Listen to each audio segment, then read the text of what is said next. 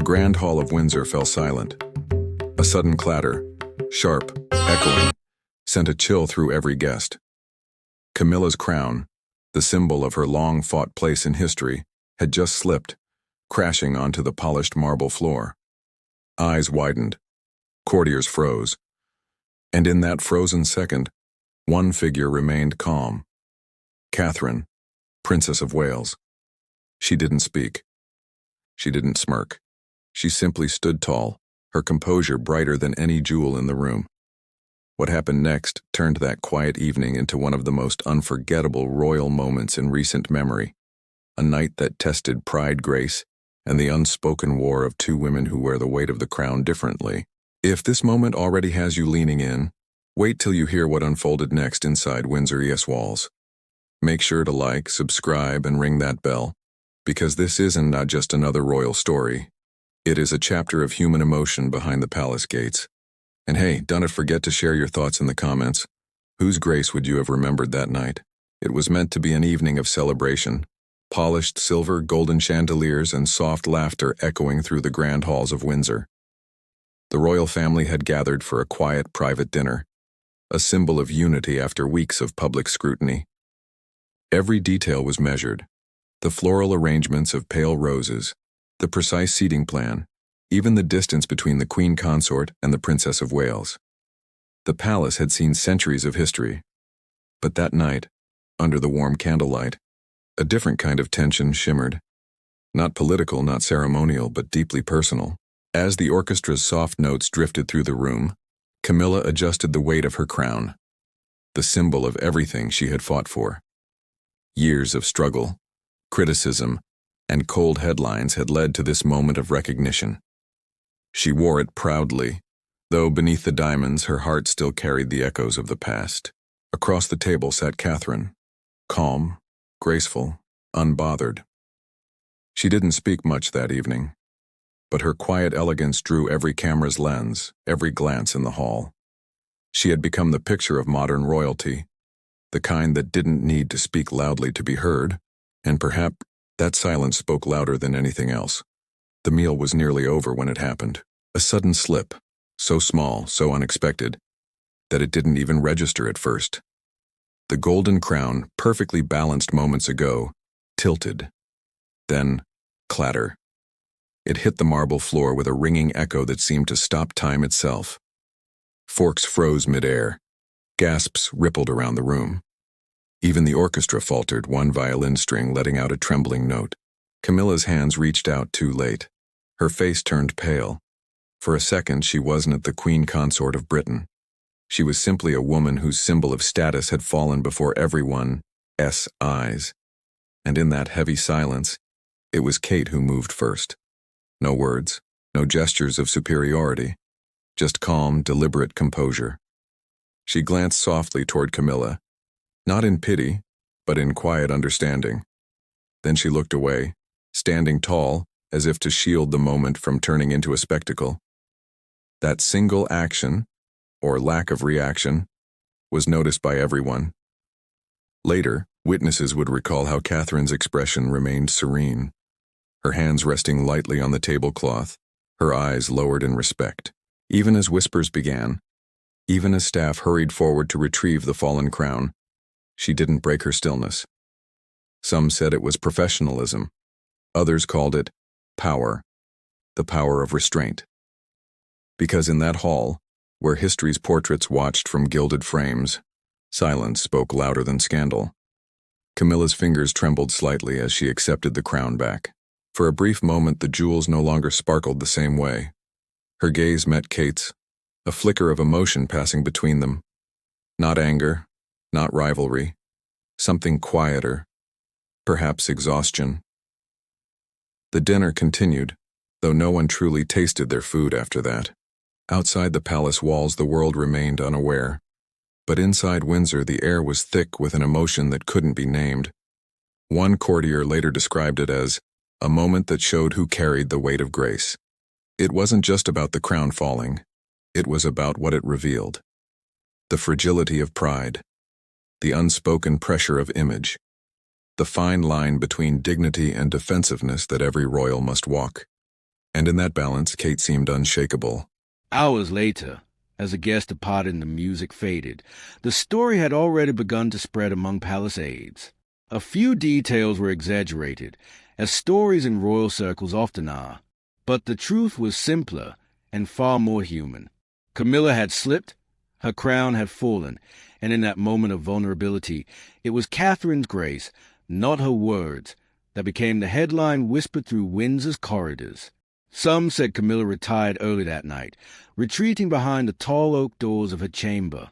Others believed she lingered by the mirror, staring at the crown, wondering how fragile symbols can be. Meanwhile, Catherine quietly left the hall, her steps measured, her expression unreadable. She said goodnight to the staff, thanked the orchestra, and disappeared into the dimly lit corridors, a portrait of calm amid the storm she didn't create. The palace fell silent again. Only the echo of that fallen crown remained, a sound that seemed to carry a message neither woman would ever put into words.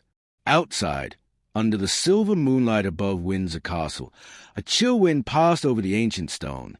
History had witnessed yet another royal moment, not grand, not ceremonial, but profoundly human. And the question lingered, quietly, in every heart that had been there that night. When the crown falls, what truly remains? Power or grace? The next morning, Windsor Castle wore its usual calm. Birds sang in the courtyard, the staff moved with their practiced grace, and the royal routine resumed as if nothing extraordinary had happened. But behind the stone walls, whispers carried through the corridors. It wasn't the crown itself that people spoke of. It was the silence that followed its fall. No official mentioned it. No aide dared to bring it up. Yet from the kitchen to the chapel, everyone replayed the moment in their minds. The clang of gold, the gasp of the courtiers, and that image of Catherine, still and composed, like a statue carved from patience. To outsiders, it might have seemed trivial. A slip, a simple accident. But inside Windsor, nothing was ever just an accident. Every gesture, every glance, every pause carried layers of meaning. And that night's meaning was already taking root. Camilla had risen early that morning. A private aide later said she looked lost in thought, her breakfast untouched. She wasn't angry, at least not in the way the tabloids might have imagined. She was embarrassed. For decades, she had fought to be accepted, to stand beside a king once deemed untouchable. The crown she wore wasn't just a jewel. It was a redemption, a symbol of legitimacy after years in the shadows. And now it had slipped in front of her stepson's wife, the woman the world called the embodiment of royal grace. Was it fate, irony, or simply gravity reminding her that even crowns can fall? She didn't know, but she felt the sting of it. Meanwhile, Catherine was seen walking through the palace gardens later that morning, a simple coat draped over her shoulders, her expression calm but reflective. She spoke softly with her assistant about charity projects, children's hospitals, and upcoming engagements, not once mentioning the night before. That was her way. Grace wasn't a performance, it was a habit. Behind the scenes, though, her silence was being interpreted in every possible way. Some said she was subtly asserting her strength, proving that the next generation of royalty carried a quieter kind of power. Others thought she was protecting Camilla's dignity by not adding to the gossip. Whatever the truth, the public would soon find out, because in the digital age, nothing within palace walls stayed secret for long. By mid-afternoon, a royal insider, perhaps carelessly, perhaps deliberately, whispered the story to a friend outside the palace. Within hours, it reached the press. The headlines hit hard. Camilla's crown slips during Windsor dinner. Kate remains composed amid awkward moment. Queen's crown falls. Princess stands tall. Grace under fire. Kate's poise captivates palace witnesses. It spread like wildfire. The video didn't exist. Cameras had been forbidden at that dinner, but imagination filled the gap. Millions of readers pictured the moment in their minds. The Queen's crown falling, and Kate standing still in silent dignity. It became symbolic, a tale of contrast between the old and the new, between a crown earned and a crown inherited. Behind closed doors, Camilla felt the weight of those headlines. She had endured much worse from the press in her lifetime, but this one cut differently. It wasn't cruel, it was quiet. Quiet, but powerful. It painted her as clumsy, human, imperfect, and Kate as ethereal, unshakable, almost saintly. In private, Camilla reportedly sighed to her lady-in-waiting. Sometimes grace can wow more deeply than words. And she wasn't wrong. Kate's grace was effortless, and that effortlessly made others painfully aware of their own cracks. But the truth, the real truth, was far gentler. Catherine hadn't meant to overshadow anyone. Her silence wasn't calculated. It was compassionate. She knew that dignity, once lost, is hard to recover, and she refused to add to anyone's humiliation. She simply did what she always did. She stood tall, steady, quiet. That night, a light drizzle swept across Windsor. The castle glowed softly under the lamps, its towers veiled in mist. Inside, the king sat in his study, reading through his paperwork, a distant sadness flickering in his eyes. He had heard about the crown. He had also heard how Catherine had handled it, and perhaps, quietly, he admired her for it. But he knew how it must have hurt Camilla. For a man who had fought to unite his family under one roof, it was yet another reminder that the royal household's greatest battles were not political, but emotional.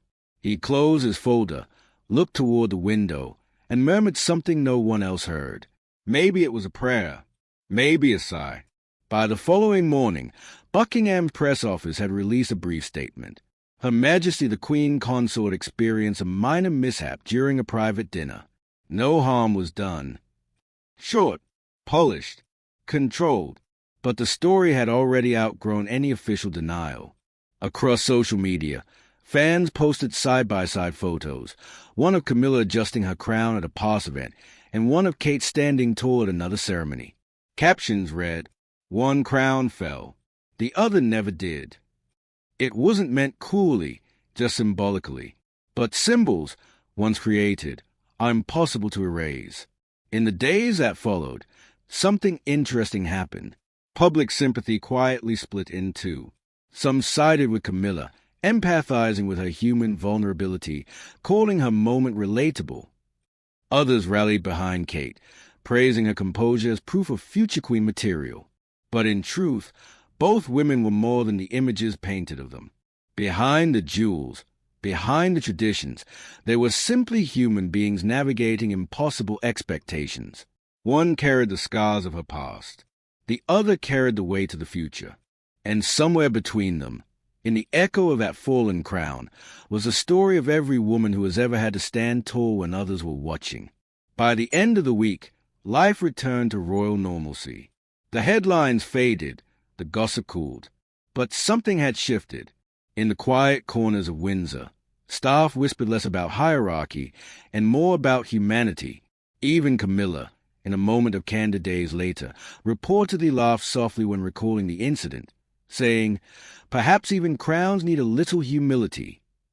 It was said with grace, with self-awareness, with a kind of dignity that comes not from perfection, but from recovery. And Catherine, ever poised, ever thoughtful, smiled when she heard it. In her own way, she had won something that couldn't be photographed or printed: respect. The fallen crown was polished, restored, and placed back in its case. But for those who had witnessed that night, the sound of it hitting the marble floor still lingered, not as scandal, but as a lesson, that even in palaces built of stone, the moments that matter most are the human ones. Days passed. The echoes of that night began to fade from headlines, but they didn't fade from hearts. Inside Windsor, something subtle had changed. You could feel it in the air, softer, calmer, but also heavier with unspoken truths. Camilla resumed her duties, smiling through official engagements, her crown once again resting proudly upon her head. But those close to her noticed a difference, a gentler tone, a quieter glance, as though she carried a private reflection wherever she went. And Catherine, she continued her work, visiting hospitals, comforting families, greeting children who called her their Princess of Hearts. The world saw her as composed as ever. But beneath that composure was not pride, it was empathy. She understood that grace was not about standing above someone, but beside them when they fall. Weeks later, at another royal event, a public ceremony in Windsor's courtyard, both women appeared together once more. Cameras flashed, journalists whispered. Would they speak? Would there be tension? Instead, something remarkable happened. As Camilla approached the podium, one of the steps caught her heel. Just a tiny stumble, nothing serious. But before anyone else could react, Catherine instinctively stepped forward, steadying her with a gentle hand on the arm. A brief moment, just a few seconds. But the crowd gasped, not in shock, but in admiration. That single gesture told a story words could never capture. It wasn't rehearsed. It wasn't political. It was human. Camilla glanced at her, eyes soft, almost teary. She mouthed two simple words that only the lip readers in the crowd later caught. Thank you. Catherine smiled back. Just a nod. Quiet, kind, queenly. The photographs of that moment traveled across the world within hours. Two royal women, one steadying the other beneath the flag of Windsor. And suddenly, the world saw not rivalry, but redemption. Commentators called it the Windsor Grace. Some said it marked a turning point in their relationship. Others saw it as a quiet message that strength isn't found in crowns or titles, but in compassion. For once, the palace didn't need to issue any statements. The image spoke for itself. It was the kind of picture history remembers not for what it shows, but for what it means. That evening, as the event ended and the castle lights flickered against the evening sky, Kate stood by one of the tall windows overlooking the lawns. The air was cool, the horizon tinted gold by the setting sun. A soft voice came from behind her, Camilla's. You stood tall that night, Catherine. You didn't have to, but you did. Kate turned, offering that calm, signature smile. Sometimes, she replied softly, we stand tall not for ourselves, but for others. Camilla nodded. There was no tension now, no walls left between them. Just two women who had learned, in very different ways, what the weight of the crown truly means. In the distance, the chapel bells rang. Windsor felt peaceful again, not silent, but whole. Weeks later, a royal correspondent wrote, that crown may have fallen, but something greater rose in its place, the quiet dignity of a woman who proved that true royalty isn't worn, it's lived. And perhaps that's what Windsor had needed all along, not another statement of power, but a reminder of grace. That night, Catherine tucked her children into bed, smiling as laughter echoed through the nursery. Outside, the stars shimmered above the old castle, countless, eternal, unshaken. And somewhere deep in the halls of Windsor, the story of that fallen crown lived on, not as scandal, but as legacy, because history doesn't just remember the moments when crowns fall. It remembers the women who stand tall when they do, and that is a story that quietly changed Windsor forever. A crown fell, yes, but what rose from that moment was something far greater than gold or jewels. It was grace. It was empathy. It was a silent strength of Catherine, Princess of Wales, reminding the world that true royalty isn't about never falling. It's about how you rise when you do. If this story moved you, even for a second, don't forget to like this video, subscribe for more true emotional royal stories, and share it with someone who believes in quiet strength. Tell us in the comments below, what do you think defines real royalty? Is it the crown, or the character beneath it? Because here, inside these palace walls and in every heart beyond them, we're reminded of one timeless truth. Crowns may slip, but grace never does.